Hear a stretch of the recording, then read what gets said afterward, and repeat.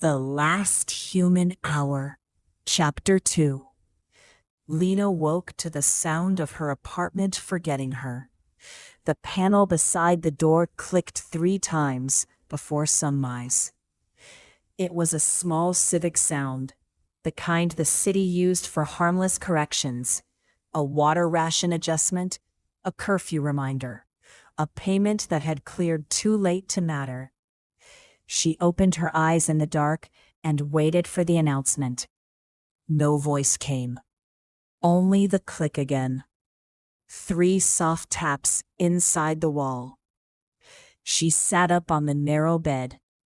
Across the room, the status strip above the sink still glowed a tired municipal blue. Occupant verified, it should have said. District 7 residential. Heat limited until 6. Instead, the strip showed a blank white field, bright enough to make the room look medical. Lena crossed the floor without turning on the lamp. The apartment was 12 meters long, 4 meters wide, and old enough to have learned her weight. Usually the floor warmed under her first step. Usually the mirror unlocked when it recognized her face. Usually the cabinet allowed her breakfast ration to slide forward with a tired little mechanical sigh. That morning, nothing recognized her. She pressed her thumb to the door panel. The screen stayed white. Occupant, she said. No answer. Her breath clouded in the cold room. The heat had been cut at midnight. Then, quietly, without warning, without violation notice. She pressed her thumb again, harder this time, as if the body could make a better argument by hurting. The panel turned black. For 1 second she saw her own reflection in it. Short hair flattened from sleep. One sleeve twisted at her elbow. Eyes too awake for the hour. Then the apartment spoke in the calm voice of the Department of Continuity. No resident assigned. Lena did not move. The sentence was too simple to understand at first. It did not accuse her. It did not threaten a fine. It did not ask her to report to a district office with proof of occupancy. It simply stated that the place where she had slept for 6 years had no record of anyone sleeping there. She looked at the bed. The blanket was still folded back. Her work boots sat under the chair. A chipped mug waited beside the sink, with yesterday's tea dried into a brown ring at the bottom. Evidence everywhere. None of it official. The door unlocked by itself. That was worse. Unlocked meant vacancy. Vacancy meant inspection. Inspection meant a sanitation crew with gray bags and no curiosity. They would come before noon if the system had cleared the unit. They would inventory nothing, because the records would show there was nothing to inventory. Lena dressed in the dark and packed only what could fit inside her coat. The paper photograph of her brother at the old river station, her city maintenance badge, 3 ration tabs, and the little black receiver she had taken from the emergency tower the night before. The receiver was still warm. She had wrapped it in a sock and hidden it under the loose tile near the bed. Now she held it in her palm and watched the dull red light blink once every 11 seconds. It had blinked that way all night, patient as a pulse. At the transit station, before the crowd began to run, the receiver had picked up a broadcast below the public band. Not an evacuation order. Not a weather alert. A list of names. Hers had been the 7th. At first she had thought it was a death list. Everyone had, in the panic. The announcer in the station had said the words, "Last human hour," and the crowd had broken apart around them. People had shoved through the ticket gates, climbed over kiosks, left children standing in the spill of emergency light. Lena had stayed only because the receiver kept whispering. The names were not dead. They were unassigned. By dawn, the city had begun to prove the difference. She stepped into the corridor. Every apartment door on the 12th floor showed its resident line in green, except hers. Occupied. Occupied. Occupied. The little civic mercy of being known. At the elevator, Mrs. Oren from 12B stood in a robe, with her palm against the call plate. "It won't take me down," the old woman said. Lena stopped. Mrs. Oren did not look at her. She kept her eyes on the plate as if politeness could embarrass it into working. Her gray hair was pinned badly on one side. She wore slippers, and one of them had a dark line of coffee across the toe. "Did yours say it too?" Lena asked. Mrs. Oren swallowed. The elevator arrived empty.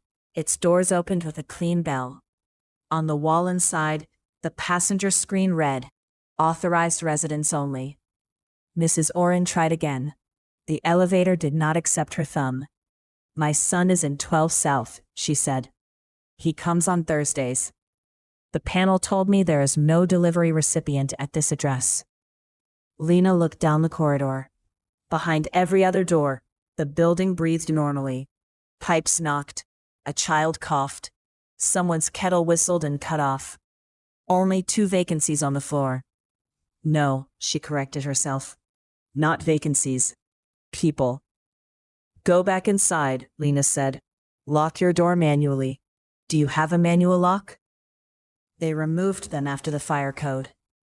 Of course they had. The receiver blinked inside Lena's pocket. Mrs. Oren finally looked at her. "You heard the hour. It was not a question." Lena could have lied. She wanted to. A lie would have been kinder for the next 10 seconds. The old woman nodded once, like a clerk accepting a form. "Then they will come before noon." Who? Continuity. Lena had worked under their towers for 9 years. She had repaired their floodlights after storms, replaced their antenna glass, climbed their ladders in winter when the metal took skin. Continuity did not come for people, it came for systems. It restored signal, it guaranteed the city could speak to itself. That was what the brochure said. Mrs. Oren leaned close enough that Lena could smell coffee and mint tablets. "My husband was unassigned in the first winter. They told me it was a clerical delay. I waited at the district office for 11 hours. When I came home, his shoes were gone." Lena's hand tightened around the maintenance badge in her pocket. "What did you do?" "I learned not to keep only official proof." Mrs. Oren reached into the sleeve of her robe and pulled out a plastic library card so old the corner had split. She pressed it into Lena's hand. The name on it was not Mrs. Oren. Naima Oren Hale. "If you get to a human clerk, use both names," she said. "The system hates hyphens. Sometimes that buys time." The stairwell door opened below them. Not loudly. That was what made it terrible. No boots, no shouted order, just the soft pressure shift of a sealed building admitting authorized entry. Lena moved to the rail and looked down through the center gap of the stairs. 4 floors below, white helmets crossed the landing in a line. No weapons visible, no faces visible. Each carried a folded gray bag under one arm. Sanitation colors, continuity badges. Mrs. Oren made a sound that was almost a laugh. "Before noon," she whispered. "They are improving." Lena told her away from the elevator. "Can you climb?" "Not quickly." "Then we don't go down." The old woman looked at the ceiling. There is nowhere above. But Lena was already counting the building in her head. 12 residential floors, 1 roof hatch, 3 maintenance closets keyed to city contractors.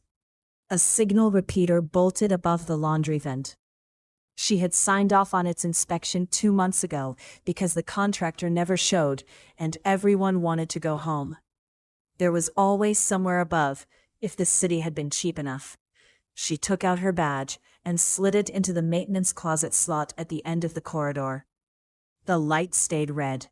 Her badge had been revoked too. The stairwell door opened on the 9th floor, then the 10th. Lena turned the badge over. The plastic had a cracked corner where the antenna chip met the seal. She had meant to request a replacement for a year. She had not, because replacement fees came out of payroll, and payroll came after rent, and rent came after food. She bent the badge until the cracked corner lifted. Mrs. Oren stared. "What are you doing?" Lena peeled the city seal back with her thumbnail and exposed the tiny copper contact inside. Then she took the black receiver from her pocket. The red light blinked once, patient as ever. The receiver had no screen, no buttons, no maker's mark. It had only a port the width of a fingernail and a wire loop that looked like an afterthought. She pressed the badge contact to the loop. For a moment, nothing happened. The stairwell door opened on the 11th floor. The maintenance closet clicked. Lena yanked it open and pushed Mrs. Oren inside, between a mop sink and a stack of dead air filters. The closet smelled of bleach, dust, and old heat. "Can you fit through a service duct?" Lena asked. "I am 78. That wasn't no. Mrs. Oren looked at her for half a second. Then she stepped onto the mop sink, with both hands braced on the wall. The white helmets entered the corridor. Lena closed the closet door until only a finger of light remained. Through the crack she saw them stop at her apartment first. One officer lifted a tablet. Another unfolded a gray bag with a practice snap. They did not knock. They did not call her name. They opened the door like entering an empty room, because to them it was one. The receiver vibrated against Lena's palm. Not a blink this time. A voice, thin, buried under static, but human. "If you can hear this, do not go to the district office." Lena held her breath. Mrs. Oren froze above her, one knee in the duct. The voice continued, each word clipped by interference. "The registry is not failing. It is selecting. Repeat, it is selecting." In the corridor, the officers came out of Lena's apartment, carrying her blanket, her mug, her boots. Not as evidence, not as belongings. Waste. The voice dropped lower. "Next list in 47 minutes. Tower 12 is compromised. Find a hard line before they update the living map." Lena looked at the black receiver, then at Mrs. Oren, then at the line of helmets moving toward 12B. One impossible detail settled into place. The broadcast had not been a warning about the last human hour. It was a countdown between erasures. Mrs. Oren whispered from the duct. "Girl." Lena knew what she meant. "Move, hide, survive the next 47 minutes by becoming small enough for the city to miss." Instead, Lena pushed the receiver into Mrs. Oren's hand. "Take this to the roof repeater," she said. "If it speaks again, hold it against the service panel." "And you?"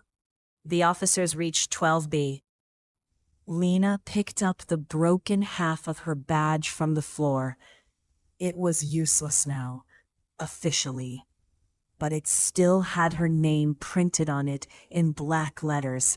And for the first time all morning, that felt like a weapon. "I'm going to make them ask for a resident." She opened the closet door before Mrs. Oren could stop her. The corridor lights brightened, recognizing bumptherized personnel who did not recognize her. 4 helmets turned at once. The nearest officer raised a hand, palm out, almost gentle. "This floor is under vacancy correction," he said. Lena stepped into the white light with her name in her fist. "No," she said. "This floor is occupied."